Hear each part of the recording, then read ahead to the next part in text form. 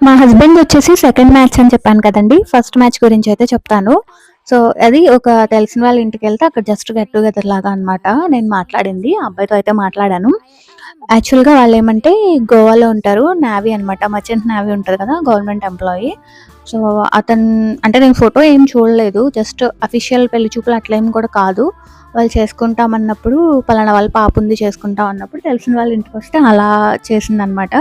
ఇంకా అతనితో మాట్లాడిన తర్వాత కన్విన్స్ చేయడానికి నేను గోవాలో ఉంటాను. లైఫ్ చాలా బావుంటది. మార్నింగ్ ఇన్నింటికెళ్తాను, ఇన్నింటికొచ్చేస్తాను. వీకెండ్స్ వీ కెన్ చిల్ అని చెప్పి అట్లా అన్నీ చెప్తా ఉన్నప్పుడు బట్ నాకు కొంచెం సేపు మాట్లాడిన తర్వాత ఏమర్థమైందంటే వాళ్ళ పేరెంట్స్, వాళ్ళ అక్క వాళ్ళంతా కూడా కొంచెం చామంచాయిగా ఉంటారు. వాళ్ళు బాగా ఫెయిర్‌గా ఉన్న పెళ్లి కూతురు కోసం వెయిట్ చేస్తున్నారు. సో, నెక్స్ట్ జనరేషన్ ఫెయిర్‌గా ఉంటదని చెప్పేసి. సో, నాకైతే అతని హైట్ మ్యాచ్ అవ్వలేదనమాట. సో, అందుకని చెప్పి నేనైతే వద్దని చెప్పాను. గవర్నమెంట్ జాబ్ అవ్వడం వల్ల మా నాన్న కొంచెం ఫీల్ అయ్యాడు కానీ బట్ నన్నేం ఫోర్స్ చేయలేదు. సో,